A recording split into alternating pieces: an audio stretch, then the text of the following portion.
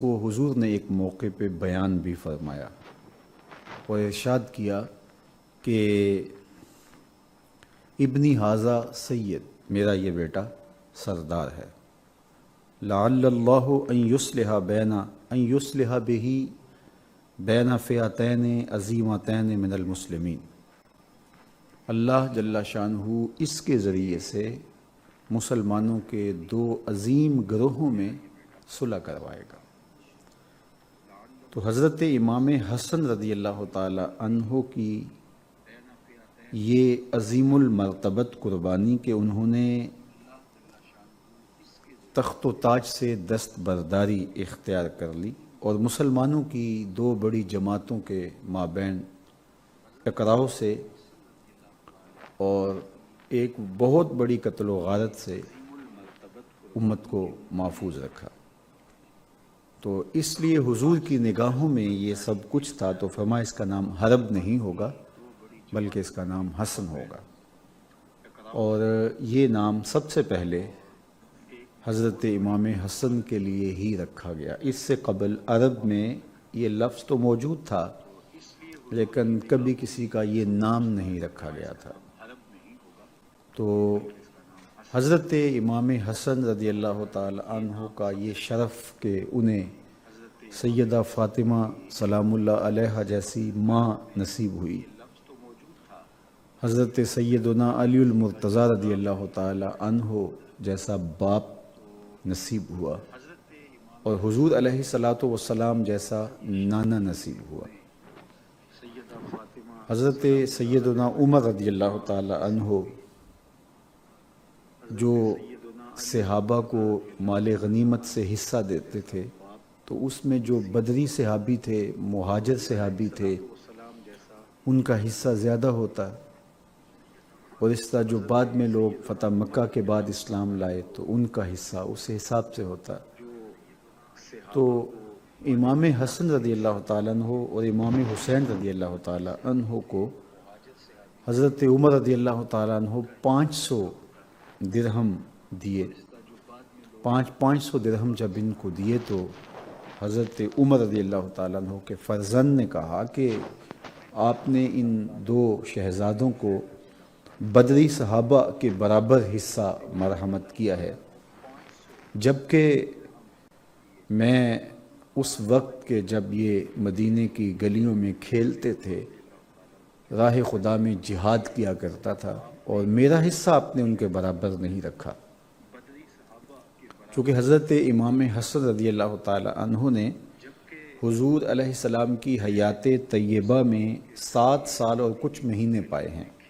پھر حضور کا وصال ہو گیا، اور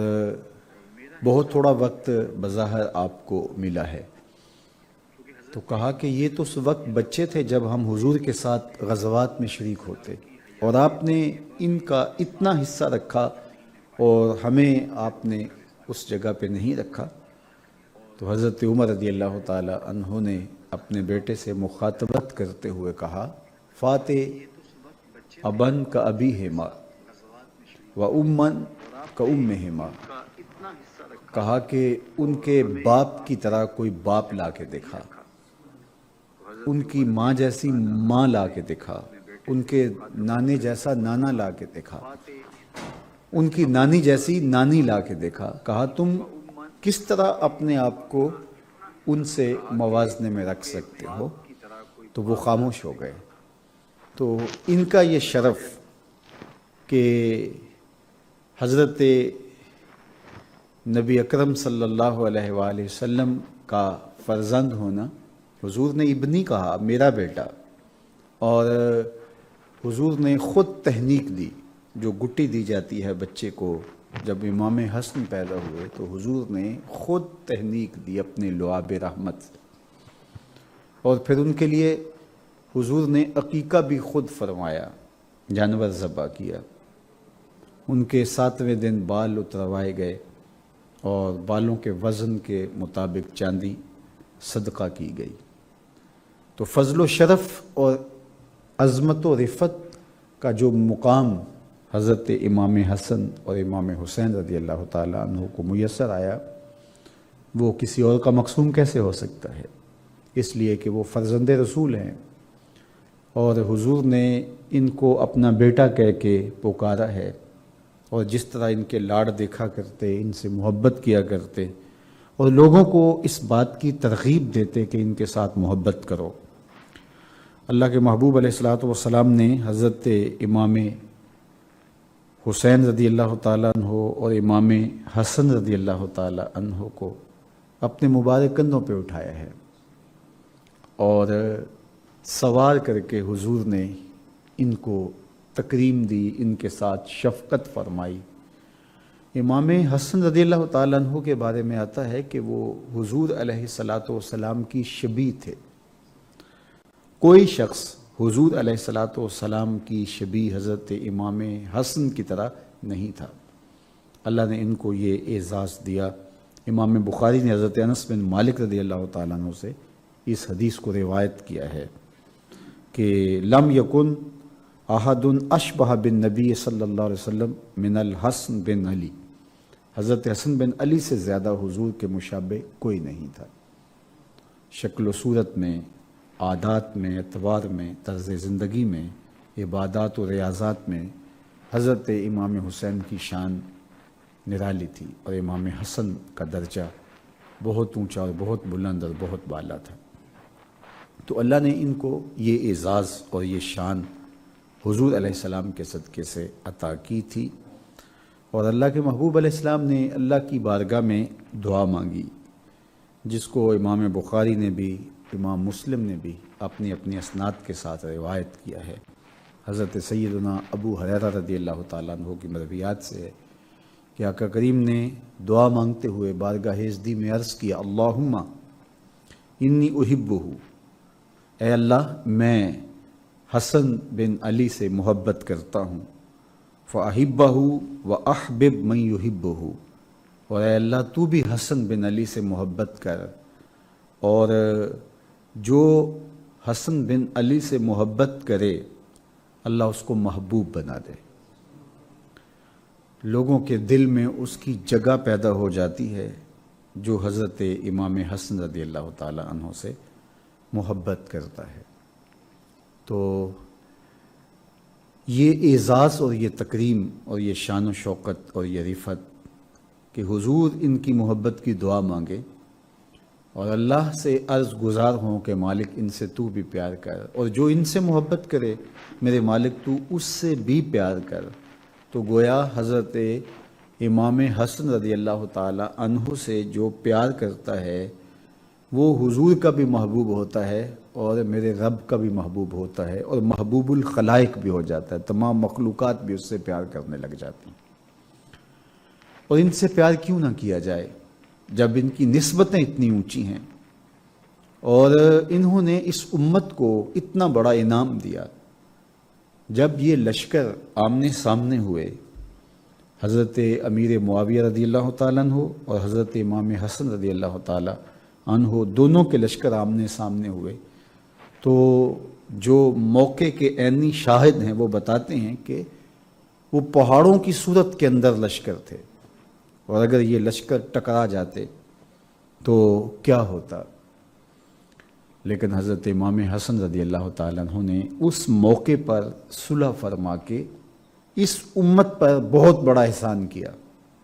دست بردار ہو گئے۔ تخت و تاج کو چھوڑنا اور سلطنت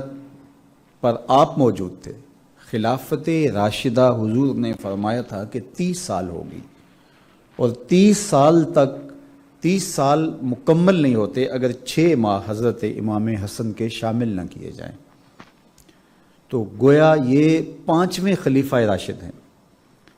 اور ان کی خلافت کے بغیر خلافت راشدہ کی تکمیل نہیں ہوتی۔ تو آپ نے خلافت سے دستبرداری اختیار کر لی، صرف امت کو بچانے کے لیے، امت کو قتل و غارت سے محفوظ رکھنے کے لیے، اور اس کا صلہ حضرت امام حسن رضی اللہ تعالیٰ عنہ کو کیا دیا جائے گا؟ ایک تو اللہ کے محبوب علیہ الصلوۃ والسلام نے اعزاز دیا، ابنی ھذا سید، یہ میرا بیٹا سردار ہے، اللہ اس کی وجہ سے مسلمانوں کے 2 بڑے گروہوں کو سلو کی طرف لے آئے گا اور یہ سبب بنیں گے مسلمانوں کی سلو کا۔ اور دوسری بات یہ کہ حضرت امام مہدی جب قرب قیامت میں تشریف لائیں گے تو وہ حضرت امام حسن کی نسل سے ہوں گے، اور آپ جانتے ہیں کہ حضرت امام مہدی کی خلافت علی منہاج النبوہ ہوگی، اور وہ خلافت پوری دنیا پر ہوگی، پوری دنیا پر اسلام کا جھنڈا لہرائے گا، اور اللہ ان کے ذریعے سے ایسا پائیدار امن قائم کرے گا کہ گھاٹ کے اوپر بھیڑیا پانی پی رہا ہوگا تو بھیڑ بھی آ کر ساتھ پانی پینے لگ جائے گی، اس کو فکر نہیں ہوگا کہ یہ بھیڑیا مجھے چیر پھاڑ کے کھا سکتا ہے، اسے یہ پتہ ہوگا کہ مسلمانوں کا امیر امام مہدی موجود ہے۔ ایسا پائیدار امن موجود ہوگا، اسلام کی خوشبو گلی گلی پھیل جائے گی، اور کائنات میں ایک بھی گھر ایسا نہیں ہوگا جس گھر کی چھت پہ میرے حضور کے نام کا جھنڈا نہیں ہوگا۔ اسلام کا پھیلاؤ، اور یہ تخت و تاج چھوڑا تھا حضرت امام حسن رضی اللہ تعالیٰ عنہ نے، اور پھر اللہ امام حسن کی اولاد سے امام مہدی کو یہ اعزاز دے گا کہ پوری دنیا کے اوپر حکومت حضرت امام حسن کے بیٹے کی ہوگی۔ قربانی دینے والوں کی قربانیاں ضائع نہیں ہوتی، ان کی قربانیاں رائے گاہ نہیں جاتی، اللہ ان کا صلہ جمع کر لیتا ہے، یا ان کو دنیا میں دیتا ہے یا آخرت میں دیتا ہے، اور کئیوں کو دنیا میں بھی عطا کرتا ہے اور آخرت میں بھی عطا کرتا ہے۔ نسلوں کے اندر اچھائی کی برکات پیدا ہوتی ہے۔ تو حضرت امام حسن رضی اللہ تعالی عنہ کی اس قربانی کو، جو تخت و تاج کی قربانی تھی، اس کا صلہ یہ کہ آپ کے فرزند پوری دنیا کے تخت کے مالک ہوں گے، اور خلافت کی وہ صورت کہ پوری دنیا کے اندر ایسا پائیدار امن قائم ہوگا کہ دیکھنے والا ہوگا۔ تو یہ حضرت امام حسن رضی اللہ تعالی عنہ کی شان ہے، یہ آپ کا مرتبہ ہے اور آپ کو دیا گیا مقام ہے۔ حضرت امام حسن رضی اللہ تعالی عنہ حضور علیہ الصلوۃ والسلام کی مشابہت رکھتے تھے۔ میں نے عرض کیا عصر کی نماز پڑھنے کے بعد حضرت سیدنا صدیق اکبر رضی اللہ تعالی عنہ مسجد سے نکلے تو آگے امام حسن کھیل رہے تھے، تو حضرت ابو بکر صدیق رضی اللہ تعالی عنہ نے ان کو اپنے کندھوں پہ اٹھا لیا اور کہا کہ تو علی کے مشابہ نہیں ہے، تو نبی کے مشابہ ہے، اور حضرت علی رضی اللہ تعالیٰ عنہ مسکرا رہے تھے۔ تو یہاں سے یہ بات بھی سمجھ میں آئی کہ اہل بیت کا اور صحابہ کا کتنا گہرا ربط اور تعلق اور محبت کا رشتہ تھا۔ اقبال نے کہا تھا، اے کہ نہ شناسی خفیرہ از جلی ہوشیار باش، اے گرفتار ابو بکر و علی ہوشیار باش۔ یہ تیرے خلاف سازش ہے کہ تجھے تاریخ کی لولی لنگڑی روایات کا سہارا لے کر کے یہ بتلایا گیا ہے کہ یہ آپس میں ٹکراتے رہے ہیں اور یہ آپس میں لڑتے رہے ہیں۔ صحابہ کا اور اہل بیت کا محبت کا، الفت کا ربط و رشتہ تھا، اور خلفائے راشدین کے حوالے سے ابھی حضرت عمر کا واقعہ آپ کے سامنے میں نے رکھا، اور یہ سیدنا ابو بکر صدیق رضی اللہ تعالی عنہ کی دل آویز کہانی ہے کہ امام حسن کو کندھوں پہ اٹھایا۔ ایک تو حضور کی سنت ادا ہو گئی، حضرت حسن کو حضور نے بھی اپنے کندھوں پہ اٹھایا تھا، تو آج خلیفۃ الرسول بھی اپنے کندھوں پہ اٹھا رہے ہیں، اور کہا تو علی کے مشابہ نہیں ہے، تو میرے نبی کے مشابہ ہے۔ اللہ اکبر۔ تو حضرت امام حسن رضی اللہ تعالی عنہ جلیل القدر، صاحب عظمت اور صاحب کرامت، سخی، متورع اور انتہائی عبادت گزار تھے۔ نماز فجر کے وقت آتے تو اشراق تک مصلی پہ ہی لمحات زندگی گزرتے، اور اشراق کے بعد گھر تشریف لے جاتے، اور صدقہ و خیرات یہ تھا کہ جو کچھ ہوتا وہ راہ خدا میں بانٹ دیتے۔ ایک دن مسجد میں ایک شخص دعا مانگ رہا تھا، اور دعا مانگتے ہوئے وہ یہ کہہ رہا تھا، اے اللہ مجھے 4000 درہم عطا کر دے۔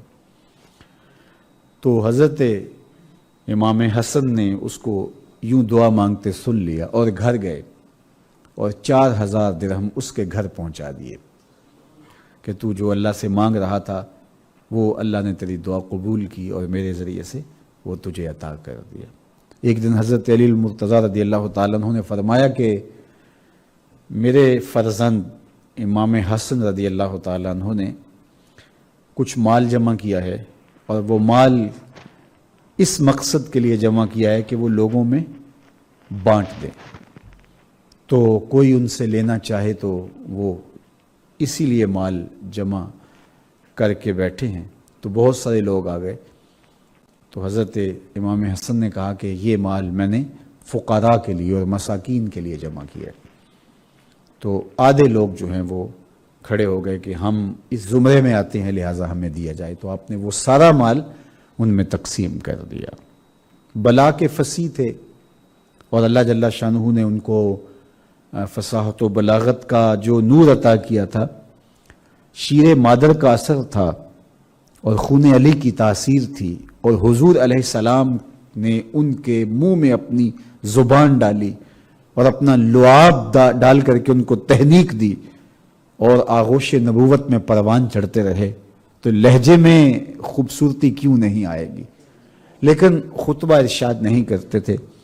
تو حضرت علی المرتضیٰ رضی اللہ تعالیٰ عنہ نے ایک دن کہا کہ میری آرزو ہے کہ تم کچھ بیان کرو، خطبہ دو، یہ ہر باپ کی آرزو ہوتی ہے۔ تو کہا کہ مجھے حیا آتی ہے، تو آپ نے فرمایا ٹھیک ہے تم بات کرو اور میں ایک طرف چلا جاتا ہوں۔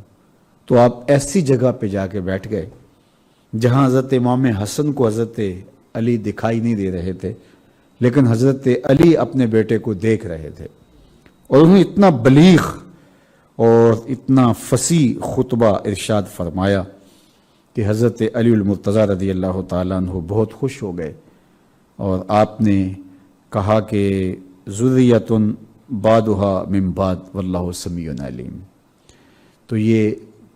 کلمات کتاب رحمت قرآن مجید سے پڑھ کے تو آپ نے بہت زیادہ خوشی کا اظہار کیا۔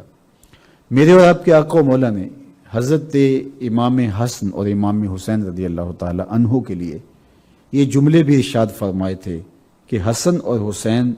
جنتی جوانوں کے سردار ہیں۔ الحسن والحسین سیدہ شباب اہل الجنہ، یہ جنتی جوانوں کے سردار ہیں۔ اور ایک دفعہ حضرت ابن عمر کے پاس اہل عراق آئے تو کہا کہ ہم کوئی مسئلہ پوچھنا چاہتے ہیں، تو آپ نے فرمایا کہ بتاؤ کیا مسئلہ پوچھنا چاہتے ہو؟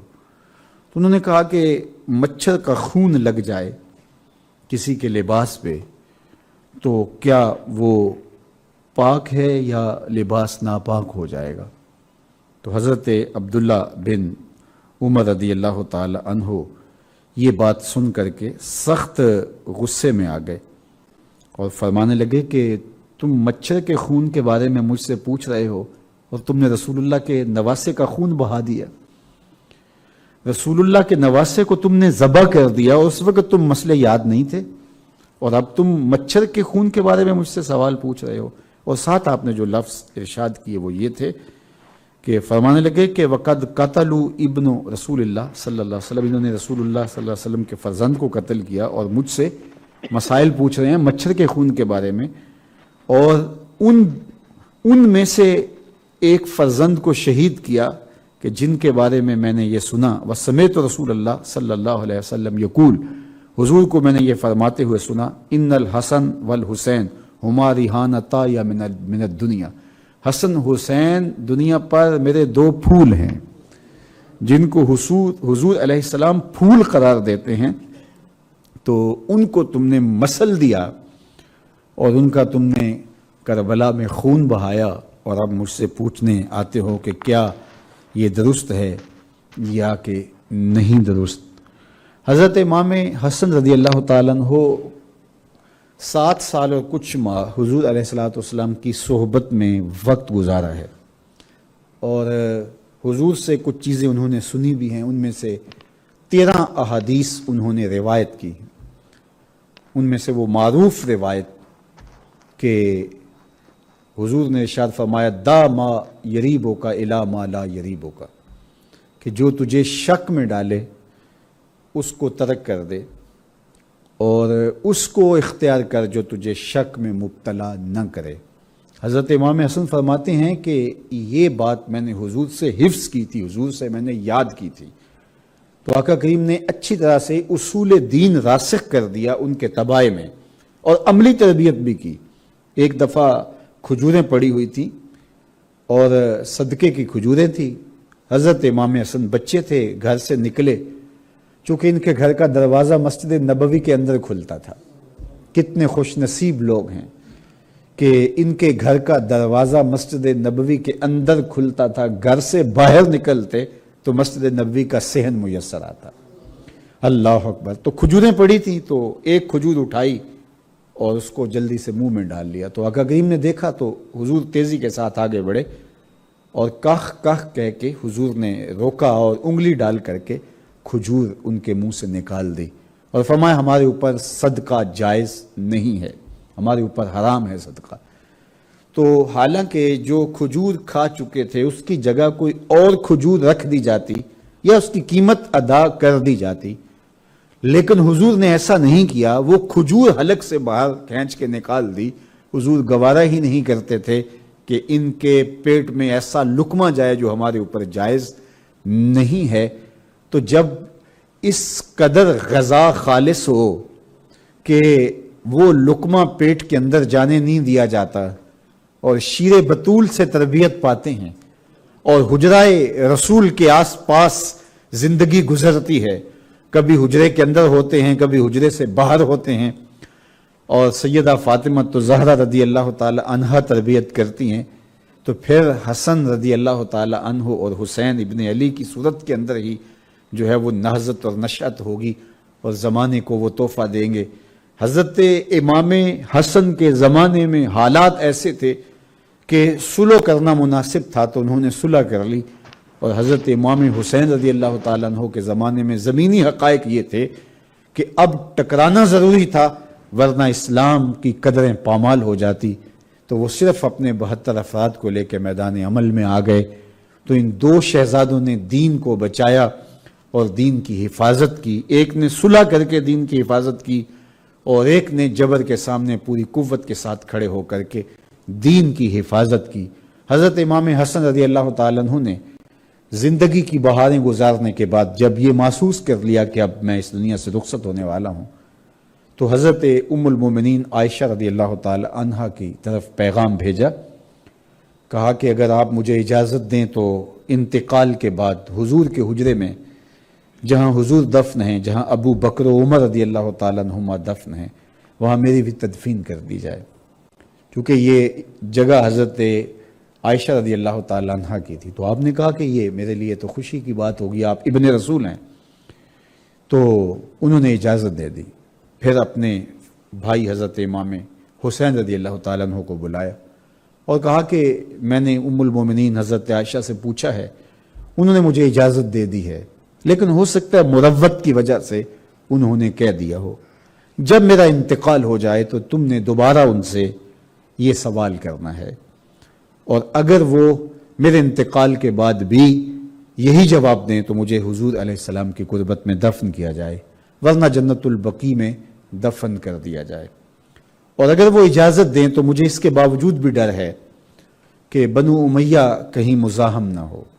تو کہا اگر ایسی صورتحال ہو تو پھر مجھے جنت البقیع میں ہی دفن کرنا۔ خیر امام حسن رضی اللہ تعالیٰ عنہ کا انتقال ہو گیا، وہ ایک دردناک کہانی، آپ کو زہر دیا گیا تھا جس سے آپ کا کلیجہ کٹ کٹ کے جو ہے وہ باہر آیا۔ جب آپ کی شہادت ہو گئی تو ام المومنین سیدہ عائشہ رضی اللہ تعالیٰ عنہ سے پوچھا گیا تو انہوں نے کہا کہ میں نے تو ان کی زندگی میں ہی ان کو کہہ دیا تھا، تو وہ ابن رسول ہیں، کوئی بات نہیں، یہ تو ان کا حق ہے۔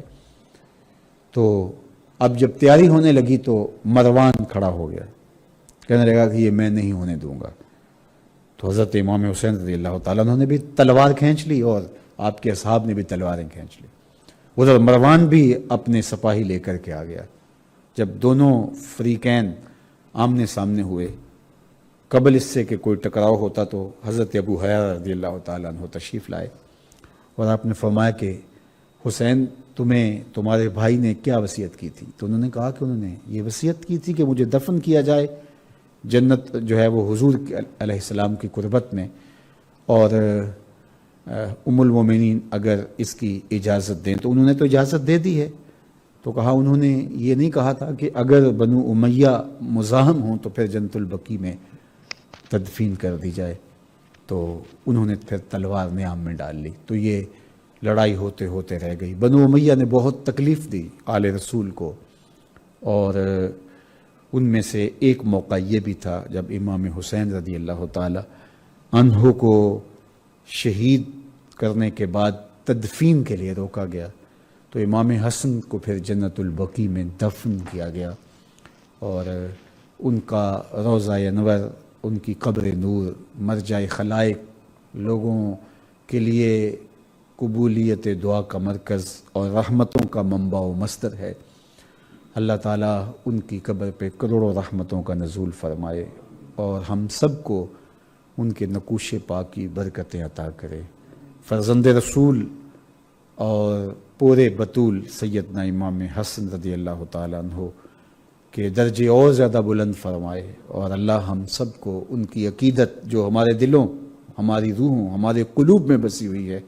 اس میں اور اضافہ اور برکتیں عطا فرمائے۔ آج چونکہ 15 رمضان المبارک تھا، خیر رات تو آج 16ویں ہو گئی، تو ان کے حوالے سے بات کرنا میرے لیے اعزاز اور میرے لیے ایک جو ہے وہ عزت کی علامت تھی۔ اللہ آپ سب کو جزا دے، جملہ ناظرین کو اور جملہ ناظرات کو،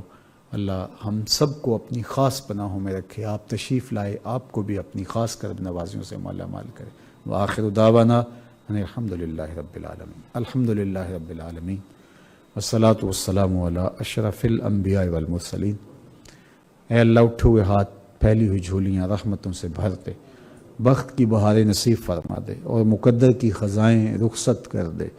جئیں تو تیرے لیے، مریں تو تیرے دین کے لیے، اور زندگی کی آخری ہچکی تک تیرے رسول کے وفادار رہیں۔ ہر علت سے، ہر قلت سے، ہر ذلت سے رہائی عطا کر دے، اپنے محبوب کے در کی گدائی عطا کر دے، نفس اور شیطان کے مکر سے محفوظ فرما، اور اپنی خاص کرم نوازیاں اس امت کا مقسوم کر دے۔ اللہ یہ وبا کی شکل میں جو کرونا وائرس پھیلا ہوا ہے، اس کے ضرر سے اس امت کو بالخصوص محفوظ فرما، اور پوری دنیا کے سسکتے انسانوں کی مدد فرما، اور اے اللہ میرے وطن کو اپنی خاص امان میں، پناہ میں اور حفاظتوں کے حصار میں رکھ، اور جہاں جہاں امت مسلمہ ظلم اور جبر کی باہوں میں کسی قرار یہ نجات عطا کر دے۔ صلی اللہ تعالی علی النبی الامین وآلہ وصحبہ۔